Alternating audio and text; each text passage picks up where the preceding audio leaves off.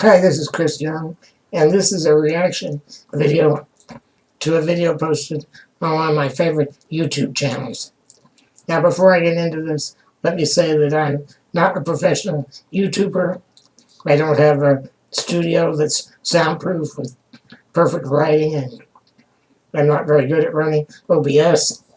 Unfortunately, when I put the video on, I'm getting a lot of echo that I didn't know I was going to get. And so I apologize for that. I'm not going to completely redo this video just to get rid of the echo. If you see me moving my mouth around in a weird way, it's because I'm using my wheelchair joystick here in front of my mouth to operate my mouse. And so when I move my mouth like that, I'm moving my mouse around. So the channel is called Squirmy and Grubs, and it features a guy named Shane Burcaw and his fiancee, Hannah. And they talk all about Shane's disability.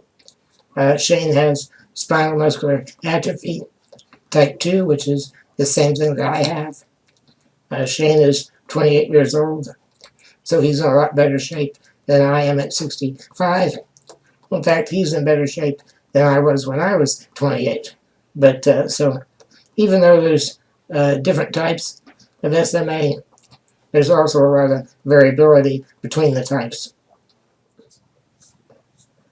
The video I'm reacting to is called Things You Should Never Say to a Disabled Person.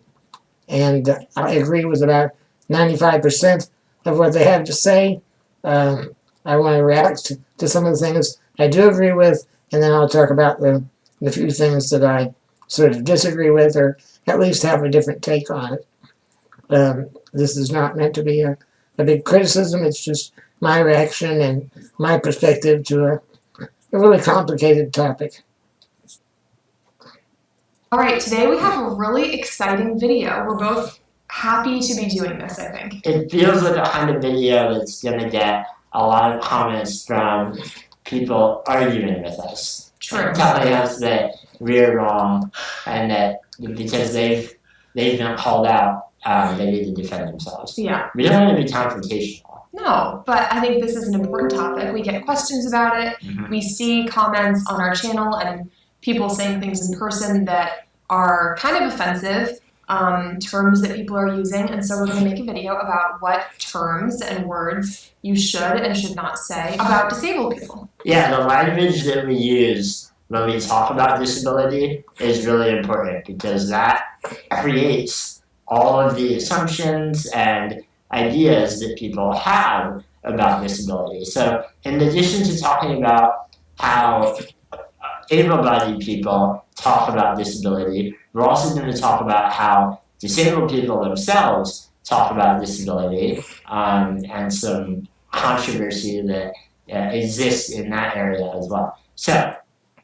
So this is not supposed to be a confrontational reply, like I said. I'm going to end up agreeing with them about 95% of the time, and the issues that I have with the video are pretty minor, but I just wanted to make my reaction to this video. So let's jump ahead here. So we'll start with the most obvious, and these are phrases that infantilize someone with a disability, makes them into a kid. Mm-hmm. Speed racer. This is for people in wheelchairs. This happens to Shane a lot. When we're at the grocery store, a person, generally older people, trying to be friendly, will see Shane in his chair and say something like, "Whoa there, speed racer," or "You have a license for that thing?" "Slow down there, buddy." Or "That looks like fun. Can I have a ride?" Yeah. Okay, couple of comments here. I've never been called speed racer.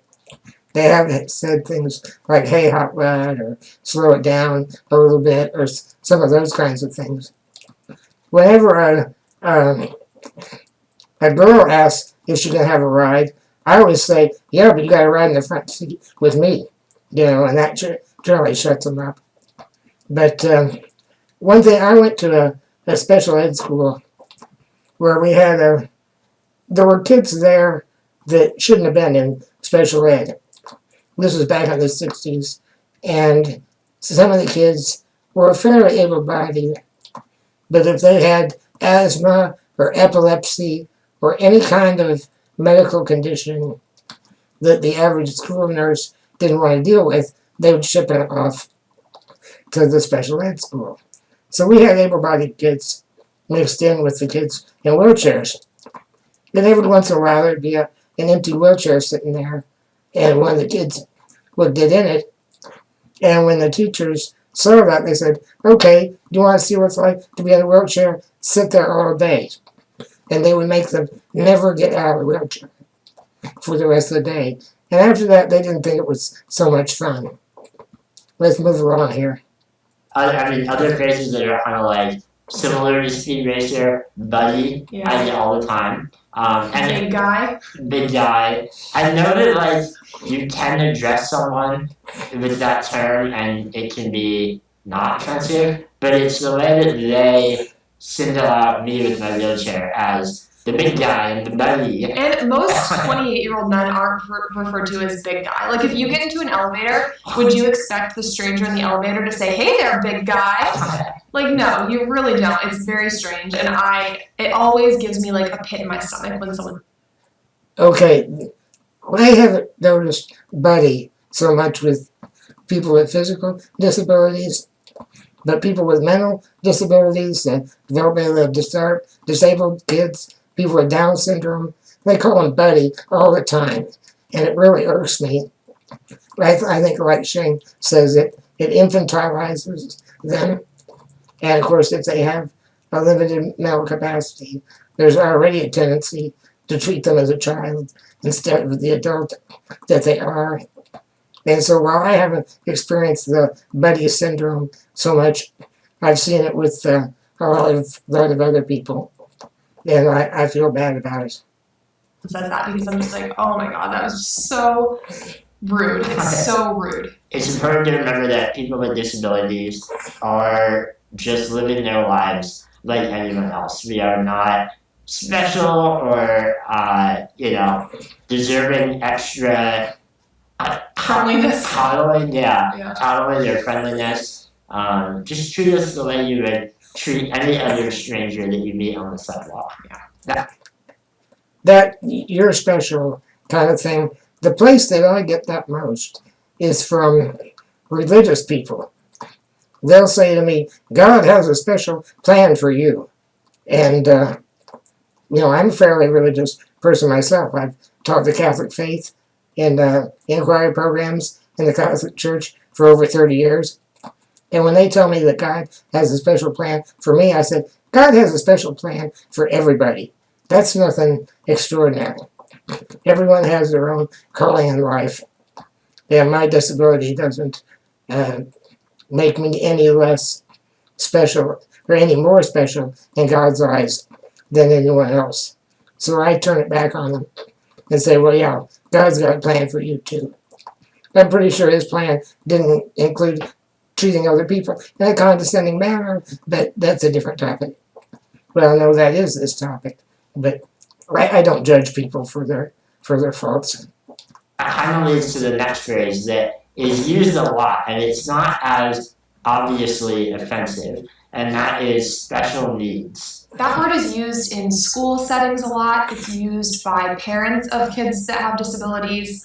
And in the disability community, from what I've seen, it's generally seen as a term that was created by able-bodied people to make them feel better about disabled people. Yeah, if you think about it, special needs means that my very common sense and kind of humane needs, like caregiving and ramps and accessibility, that's not special, and it shouldn't be considered special. Yeah. The other thing is that special needs isn't a protected class of people under any U.S. laws. So the ADA talks about disabled people, and special needs people aren't under that category. Yeah. I see the point that they're making, but I hear a lot of parents describe themselves as a parent of a special needs kid. And as Hannah explained, it's generally related to school issues.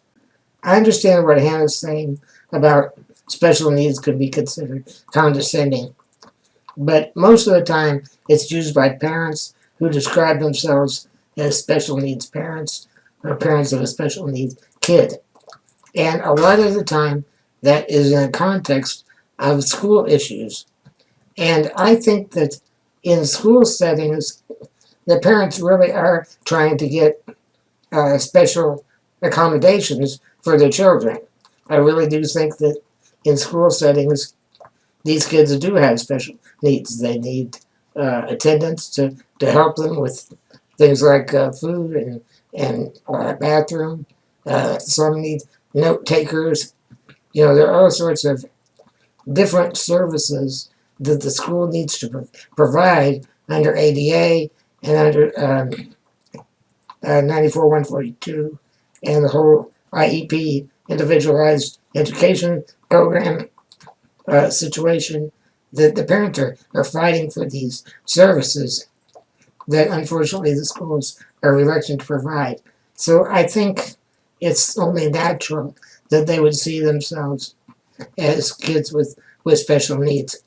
So I understand the point you're making, but I think in this context, it's not quite as bad as some of the other things that we've been talking about. Yeah, and so I know that this one's going to get some pushback because people feel like it's not offensive and it perfectly fits the disabled person in their life. All we're telling you is that being so involved in the disability community, what we hear is that disabled people do not like the phrase, and we feel like it makes us too special, and we're not. There was this video that went around a while ago, and it was made by a bunch of people with Down syndrome, and they were talking about like what their needs would be if they were special. And I remember there was one that was like, it's not like we need to eat dinosaur eggs, like all of our needs are very normal. So like that's the sort of, you know, attitude that I think a lot of people take toward that term. Yeah.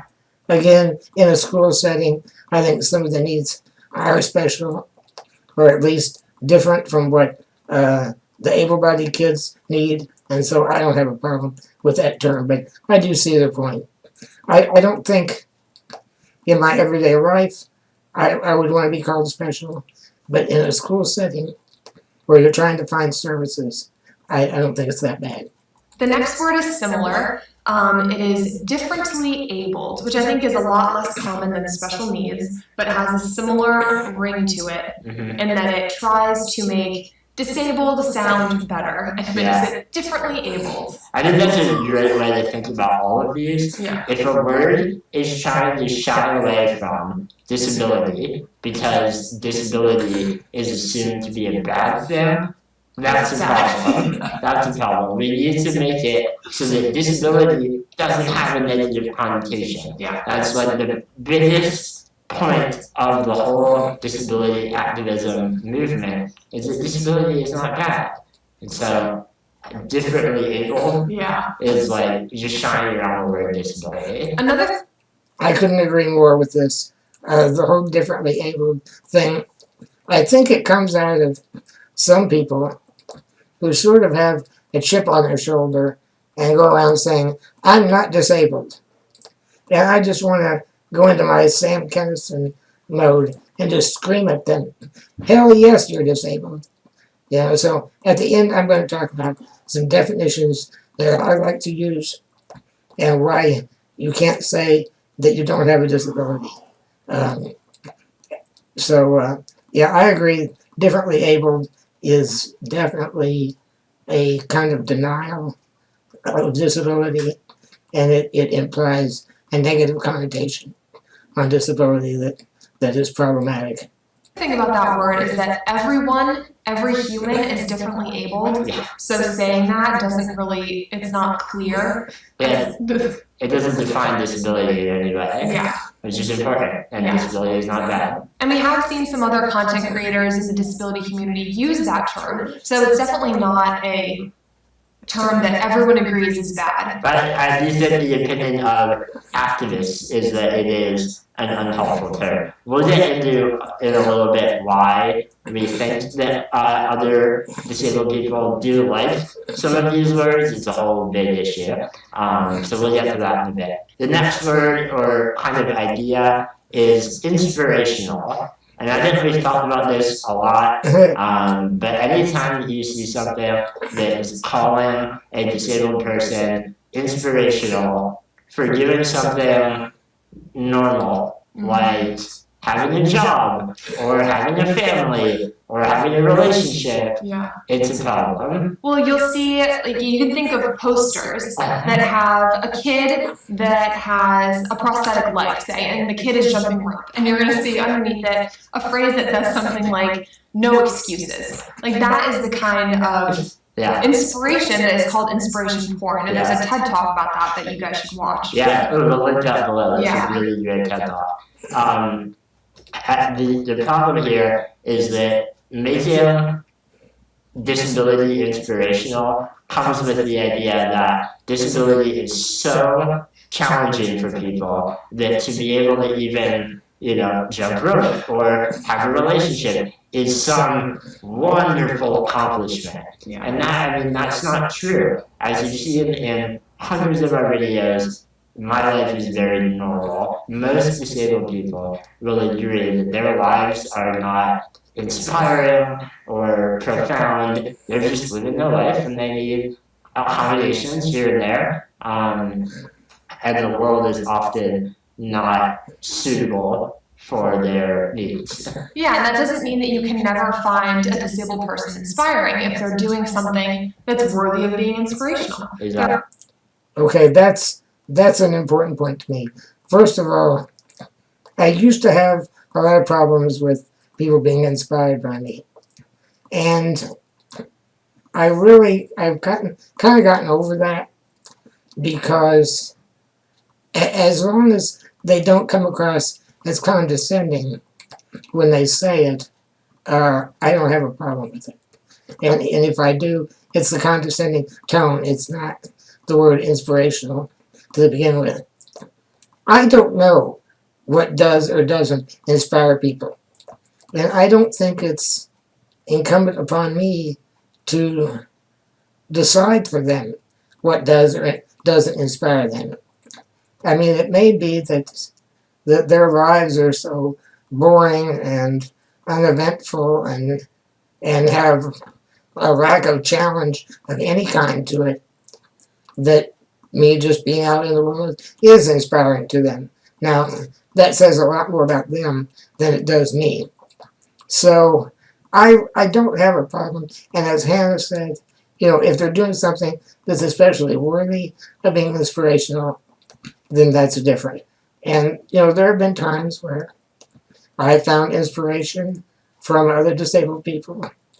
It wasn't just because they were existing in the world. It's just that, sometimes we are inspiring.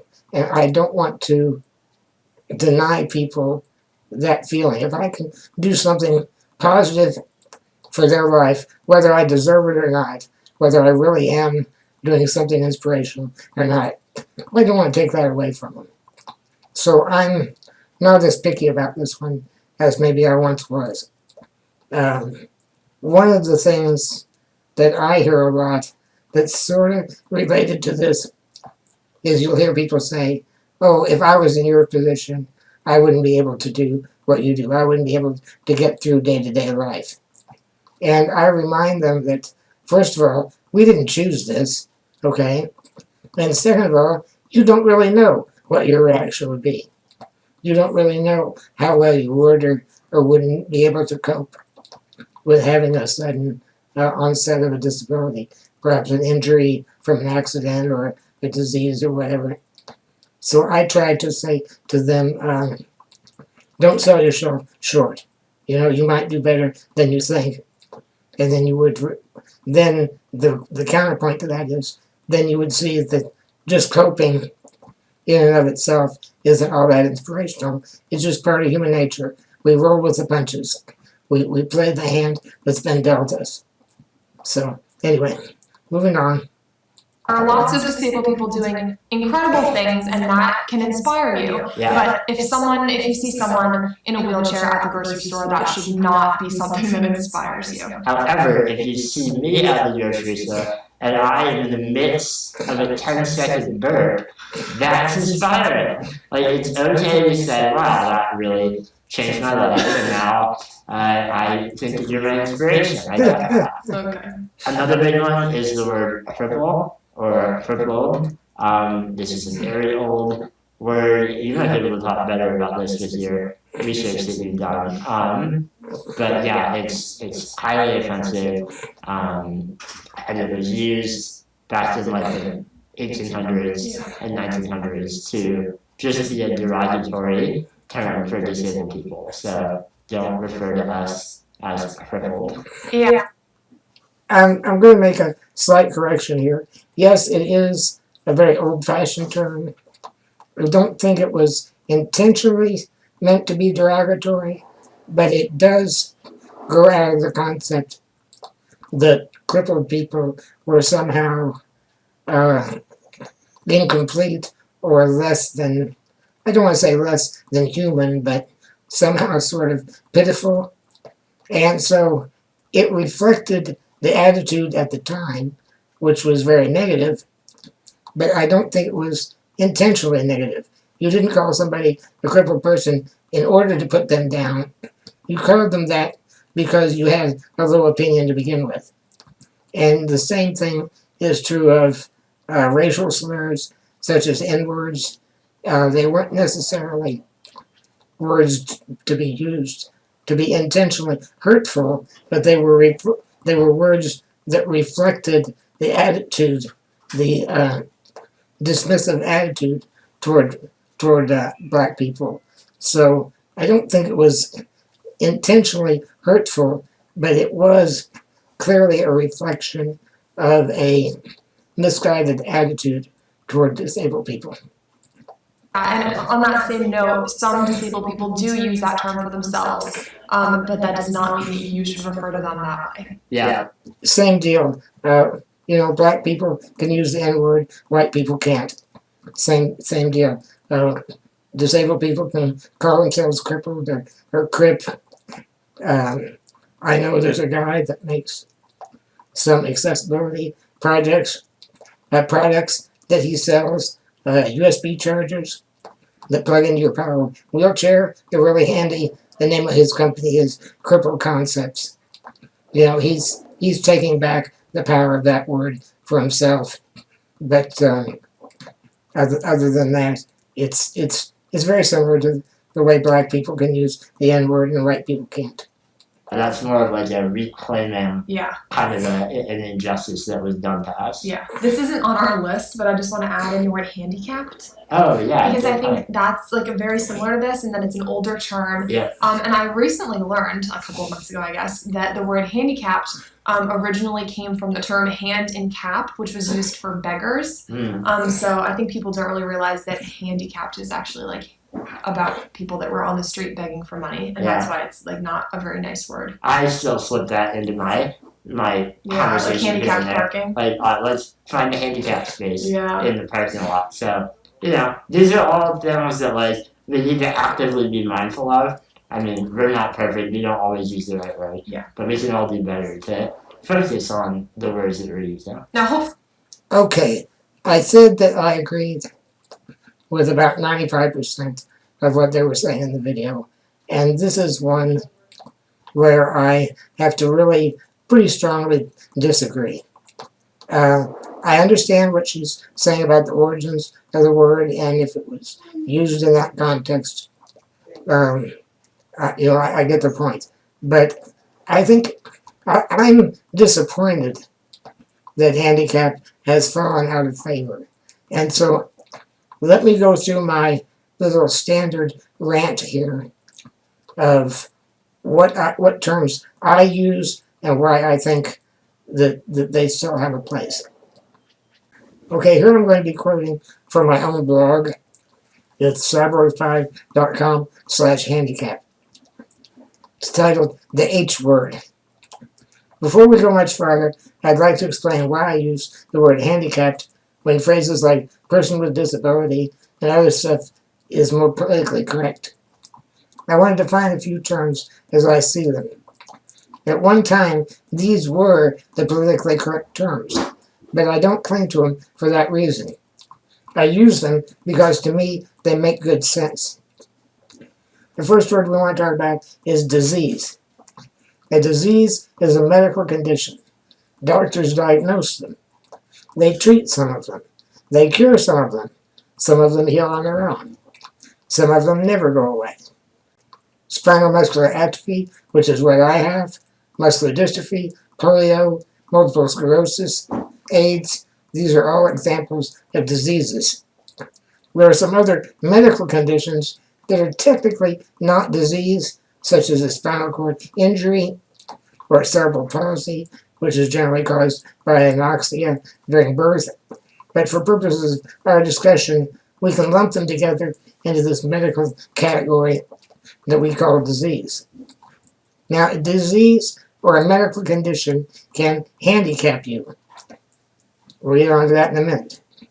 Disability. A disability is exactly what it says. You are disabled or unable to do particular things. I'm unable to walk, dress myself, go to the bathroom without help, feed myself, pick my own nose. Now, you have disabilities too, and that's not to say that mine are not different, but everybody has some kinds of disability. You can't bench press 10,000 pounds. You can't run a mile in 60 seconds. You can't fly without mechanical aids. So disability isn't anything extraordinary. Now, some people sit foolishly in their wheelchairs, or they're sitting there with no sight or no hearing and declare they aren't disabled. I want to say, who do you think you're kidding? By my definition, you are. It doesn't make you worthless or helpless or hopeless or special. It just means you're human. Now, here's the key. A handicap is when your disability prevents you from doing something that A, you need to do, B, you desire to do, or C, and this is more important, society expects of you. Then you are handicapped by the interaction between your disability and your environment. While lifting 10,000 pounds, or running fast, or flying without an airplane might be fun and or profitable, in general you don't need to. You probably don't desperately want to. Nobody around you expects you. So therefore, those disabilities do not handicap you. So now let's put these terms into use. You don't overcome a disease. You cure it, or it goes away, or you live with it, or you die from it. Unless the disease is a medical condition, or its after effects go away, you don't overcome a disability. But if you build a ramp, ride in a wheelchair, ride in a doorway, change an attitude, love your ability, use your ability, or buy a hang glider, you can overcome, work around, or even eliminate your handicap. It bothers me that so many government programs and agencies and laws now serve, quote, people with disabilities, end quote, because short of medical cures, you're never going to win those battles. For also, some people having a disability isn't a handicap. They don't need any special help. But because our laws have been rewritten to serve people with disabilities, instead of people with handicaps, they're now eligible for assistance whether they really need it or not. Back in the 70s and 80s, programs served the handicapped. These are the people that need help and can be helped. Now, by the way, I'm not one of those people that think the world owes me something because I'm handicapped or disabled whatsoever. On the contrary, I think we all owe the world something of ourselves. And as a handicapped person, I owe the world more of my talent because it takes more resources to keep me going. Now, I live with my disability, and I work to eliminate or minimize my handicaps. And my whole blog is really the story of how I go about doing that. So I think handicap, at least in the way that I've defined it, as the interaction between your disability, your wants and desires, and your environment, is still a valid term. And I'm disappointed that it's fallen out of favor. I can sort of understand why, but I think there's an important distinction in that you don't change your disability short of a medical cure, or you don't change your disease short of a medical cure.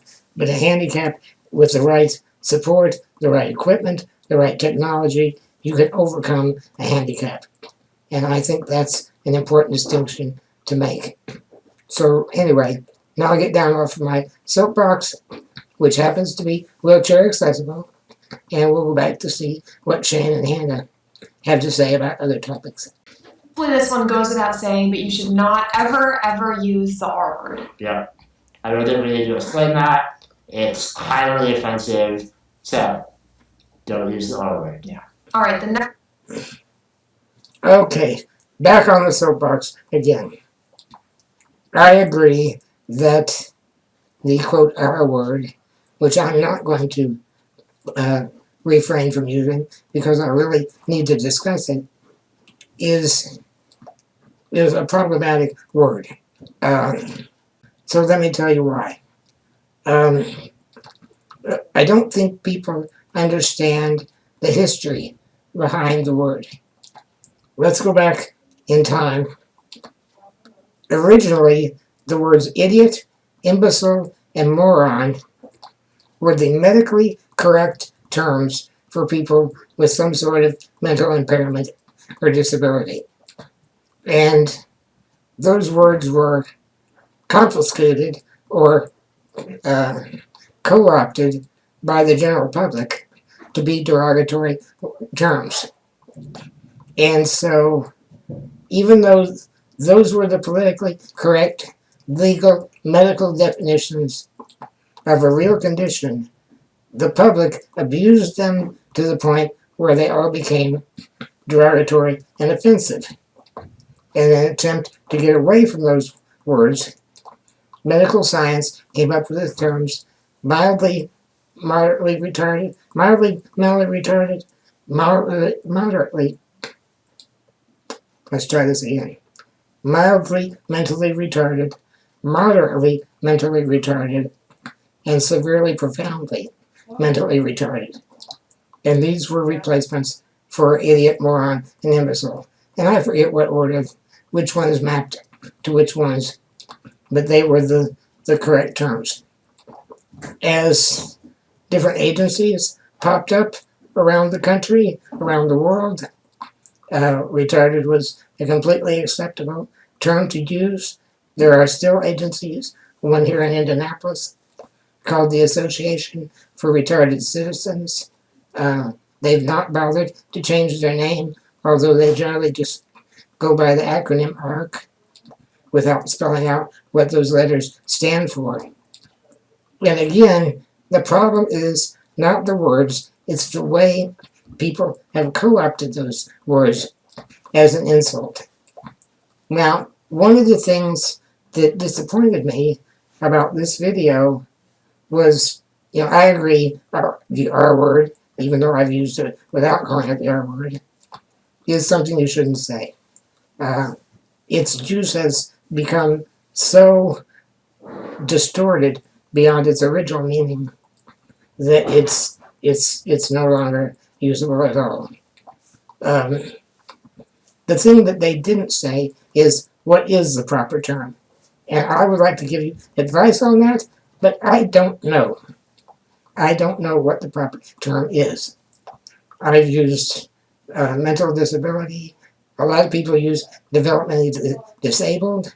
I think that's a common one. However, technically, under certain definitions of the word developmentally disabled, I qualify as developmentally disabled. And I came up about 2 points short of passing the Mensa test. I have a college degree in computer science. I do not have any kind of mental disability. But technically, because my disability was onset before age 21, and because it prevents me from performing certain daily life functions independently or living independently, I qualify under developmentally disabled. So developmentally disabled is not a good substitute for some sort of mental disability. So while I agree we can't use the R word anymore, we're going to be in a never-ending battle. No matter what word we come up with, people are going to turn it into an insult. And even a word such as special education, which is, I know they talk a lot about being special is condescending, but special education in that context, I don't think is a bad use of the word special. I've even heard that used in a derogatory fashion. I was at my church one day, St. Gabriel Church, and there was a teacher there who was, we had an elementary school at the time, Catholic school, and there was a kid there who was taking the trash out to the dumpster in the parking lot. And when the teacher, this was his chore to do for the day, had been volunteered to do it. He was doing his duty. And the teacher saw him coming in from taking out the trash, and he didn't have a coat on. And it was like 10 degrees outside. And she screamed at him, "Joey," or whatever the kid's name was, "we don't run a special ed school. For God's sake, put on a coat when you go out." And so that was her backhanded way of calling him retarded. And I really took a lot of offense at that. I didn't have an opportunity to confront her about it. In retrospect, I wish I had. But I say that to illustrate that no matter what terms we use, the public is going to abuse them. And the only way to put a stop to that is to insist on using the terms in the proper way and not letting them be co-opted. And so it's too late for the R word, but I guarantee you, whatever the new word is, people are going to find a way to turn it into an insult. And then we're going to have to come up with another word, and another word, and another word, and it's never going to end. So I would like to see us put our foot down and stand up for the proper words and talk about the way that the words are used and the meaning and the intent behind them and not the words themselves. Okay? So, again, taking the ramp down from my soapbox, we now return you to your regularly scheduled video.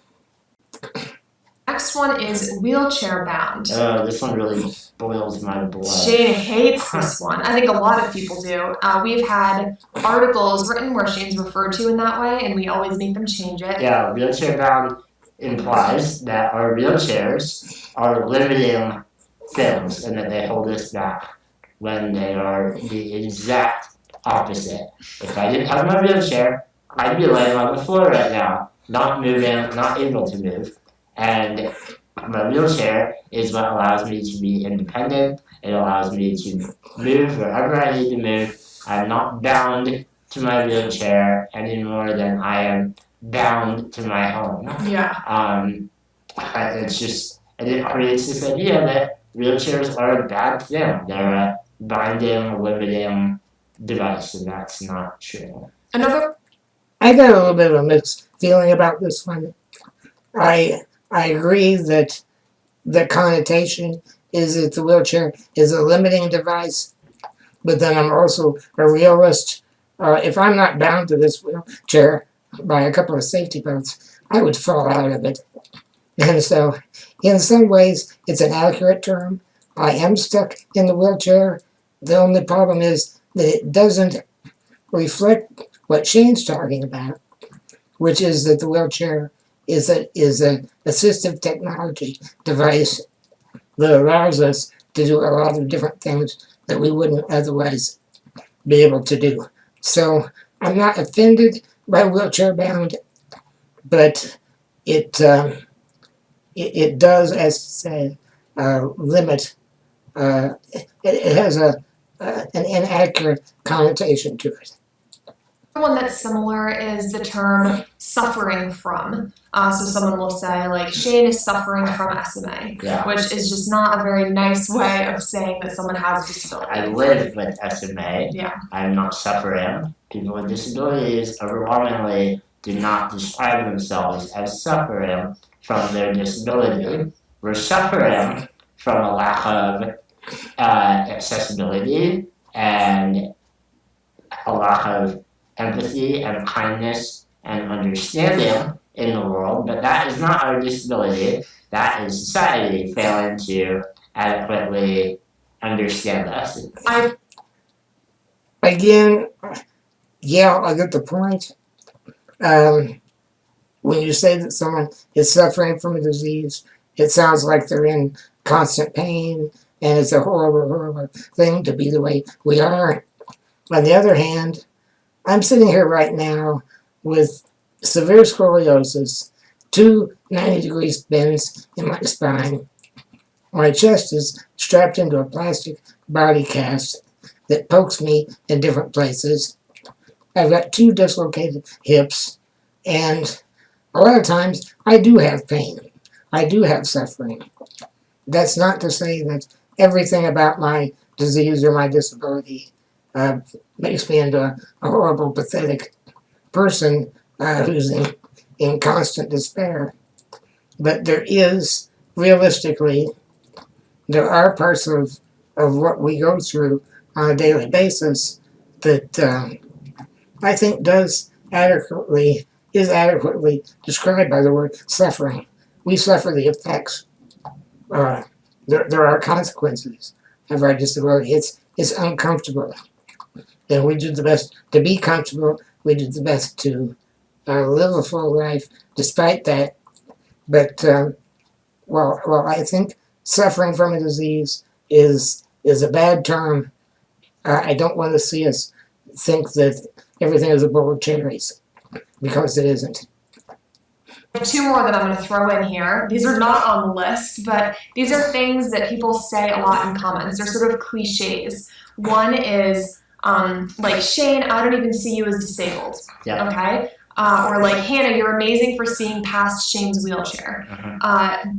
Shane is disabled. I see that. I acknowledge it. I'm proudly disabled. Yeah, I don't see past his wheelchair. It's not something you should see past. Yeah. Like, it's here. It's very clear. It's a part of me, and my disability is a big part of my interaction with the world. And so, again, to avoid it by saying, I see past your disability, is making it into a bad thing that needs to be seen past in the first place. It's not a compliment, and people think it's a compliment.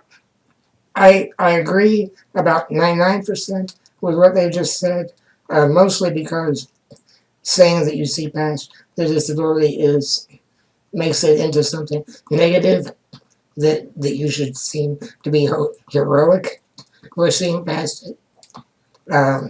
And on the other hand, when Hannah gets complimented for seeing past the wheelchair, and, that's not what she does. I take her description of her attitude towards her fiancé on face value.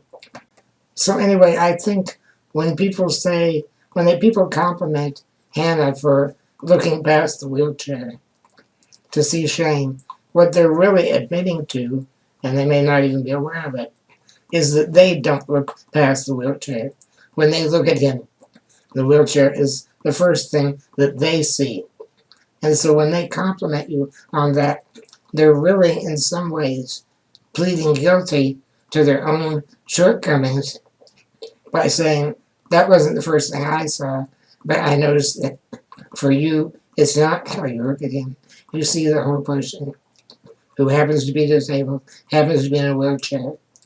But So while it's not a compliment, I do think it's an interesting comment that really tells you more about the commenter than anything else. And then the other one is the phrase, the only disability is a bad attitude. And people have like left that on our channel, I think trying to make you feel good that like you're not actually disabled, which is just like not true. And also the only disability is a bad attitude sort of takes away the fact that society isn't accessible and a smile isn't going to get someone up a flight of stairs. Like, I want to make a t-shirt that says that a smile doesn't get you up a flight of stairs. Brilliant statement. While there are a lot of attitudinal barriers that we need to break down, we need to put that in the proper context. Having a different attitude is not the solution to all the problems, but you do have to admit that a lot of the issues that we have to overcome are attitudinal issues. Not attitude on the part of the disabled person, attitude on the part of society in general. A bad attitude has absolutely nothing to do with having a disability. Yeah, it connects to the whole like toxic positivity movement where every problem is, you're encouraged to face every problem by smiling at it or staying positive. And that, I mean, while a positive attitude is helpful, it also doesn't cure systemic ableism or ignorance or hatred. We have to actually do real work to fix those things and not just be happy about them. Yeah. So I would argue that the only disability in life is a variety of disabilities that you can be born with or acquire. I'm editing right now and realized that we forgot to sort of make the bigger point that this phrase situates disability as a bad thing. It says the only disability is a bad attitude, which implies that since a bad attitude is generally seen negatively, that having a disability is a bad thing. What she said. All right, we have two more. This one is sort of similar to what we've been talking about, but I want to call it out specifically because my college wrote an article about us and used this exact phrase. It really angered me. And it is the word despite or like overcame. So in my college article, it was Shane has, or despite his disability, Shane has a sense of humor. Something like that. Think about that. Yeah. That implies that my disability should stop me from having a sense of humor. Yep. People with disabilities don't do things despite their disabilities. They just do things. Yeah. And you haven't overcome your disability. You are just living your life with a disability. Like you are disabled and living your life, and that is totally normal, and you have not overcome anything. I think that. Okay, this goes back to my distinction between the word handicap and disability. You don't overcome the disability, you overcome the handicap. So I think overcome goes with handicap, and that's a good thing. We do try to overcome our handicaps through assistive technology, accessible building, ADA laws. All of these things help us overcome handicaps. And I think it doesn't mean a handicap is a bad thing. It's just something that has the possibility to be overcome. Okay? And that's where we need to focus our efforts. And again, that's why I don't like the fact that laws and program rules are being rewritten away from the word handicap, because I don't think they're using handicap the way it should be used. What they said about having a good attitude or a sense of humor despite your disability. You need to realize that there are a lot of disabled people out there who are very bitter and have a very bad attitude about their disability. I don't know how many other disabled people James had encounters with. If most of the people he knows are in advocacy positions or in activist positions, you're going to find people with a lot of good attitudes.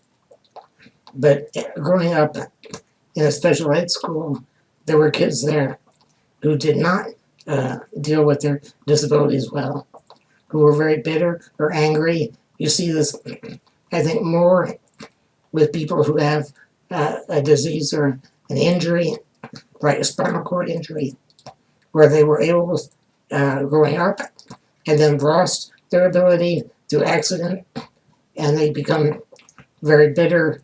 They have a tendency to think that the world owes them something because of their disability, and they kind of go around with a chip on their shoulder, just waiting for you to make some comment that they can take offense at. And so when someone compliments us for our good attitude despite our disability, my guess is that they have encountered people who had a really crappy attitude because of their disability. And so I don't see that quite as offensive.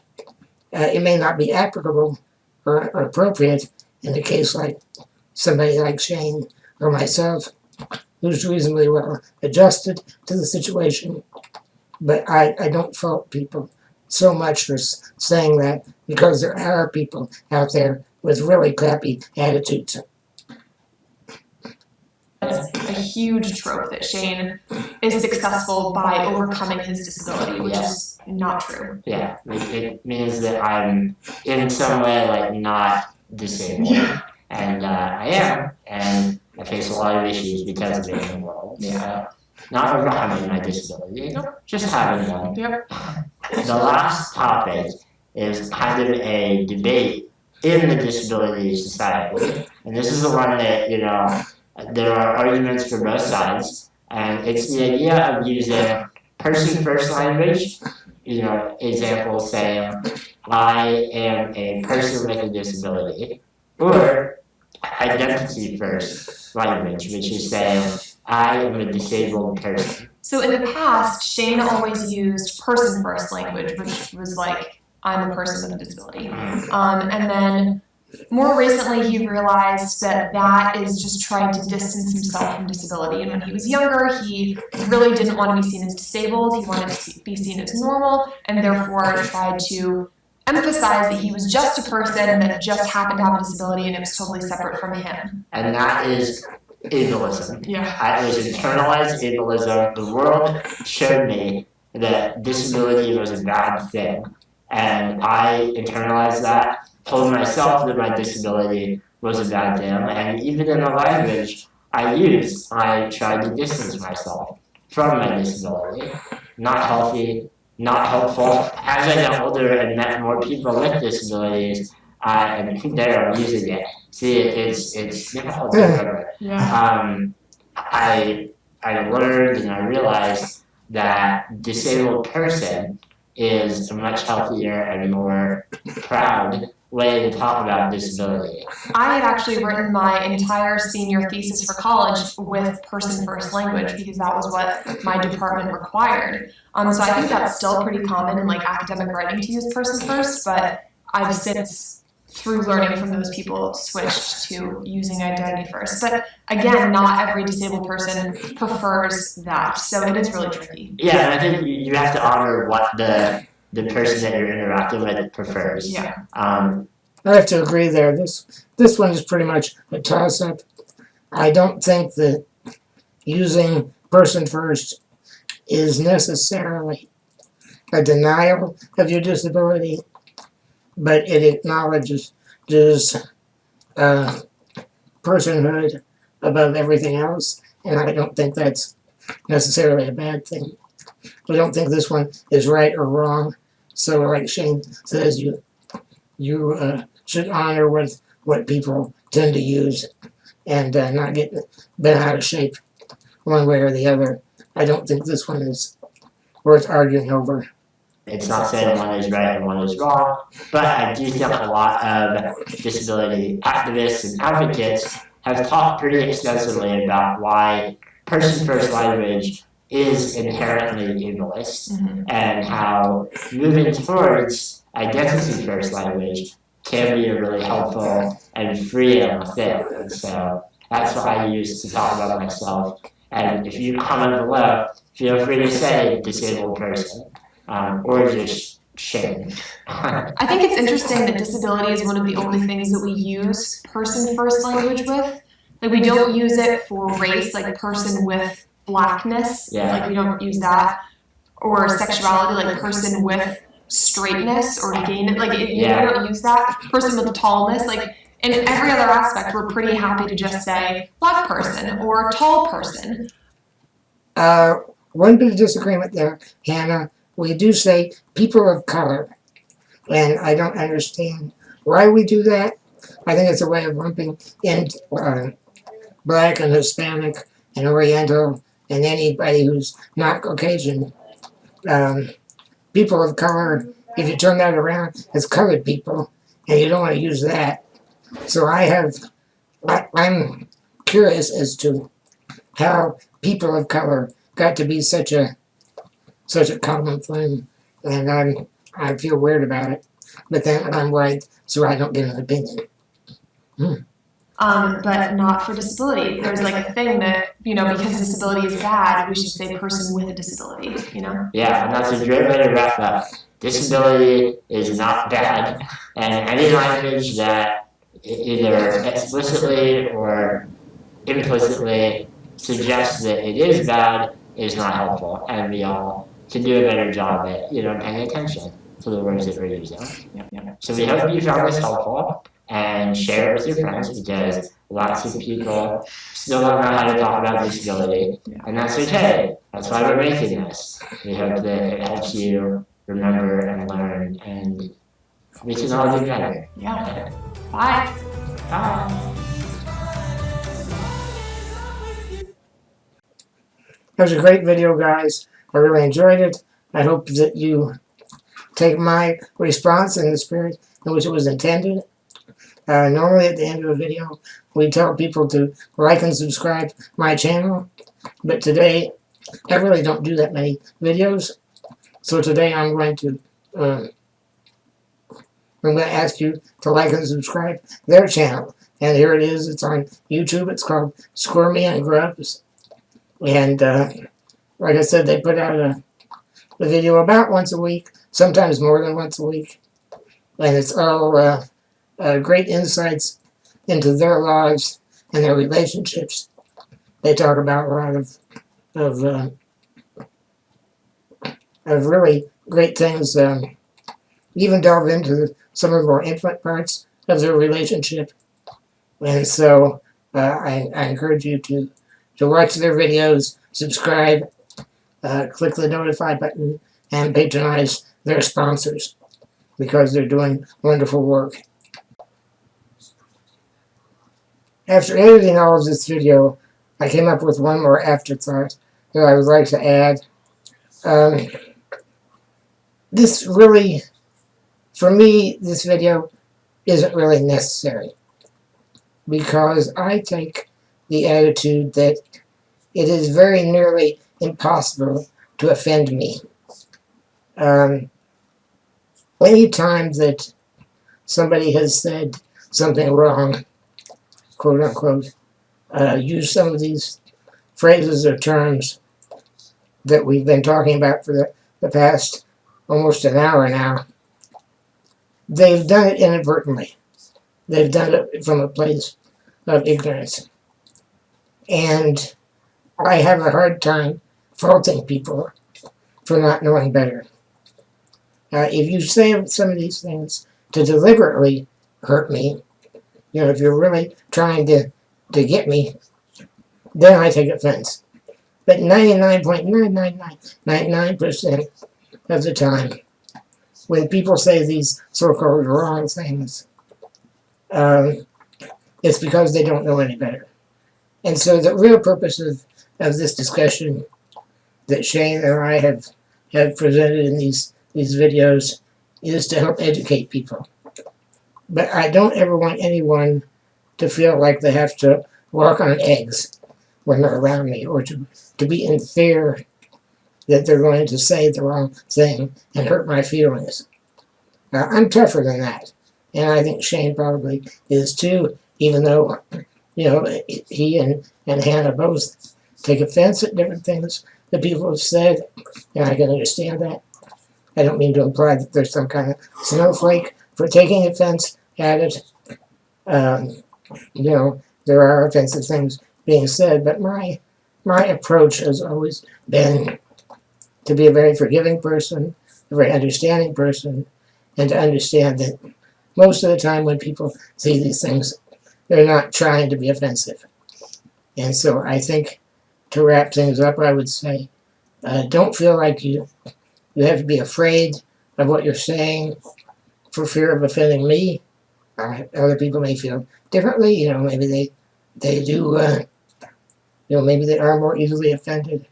But I really think, unless you're trying to hurt my feelings, you probably can't do it. And I just wanted to add that as an afterthought to this entire exercise. So everything that we've said has been in a way to educate people who don't know any better and to help move the dialogue along. If you want to learn more about me, I already told you, check out cyborg5.com/handicap. And here you can see a rather old picture of me, and a link to another article about spinal muscular atrophy. Q&A about that. The thing that I already read about my definition of terms, links to a couple of articles that I wrote that were published in Indianapolis Monthly that might be of interest. An additional blog that you might want to look at is mylife.cyborg5.com. It's my general editorialization about world events, but a lot also about my own disability and how I deal with it. Also, if you're interested in the assistive technology that I use, my blog for technology is called tech.cyborg5.com, and you can check that out. Links to all of this will be in the description, as well as a link to Shane and Hannah's YouTube channel and the video that we're talking about. So we're going to wrap it up here. Thanks for watching.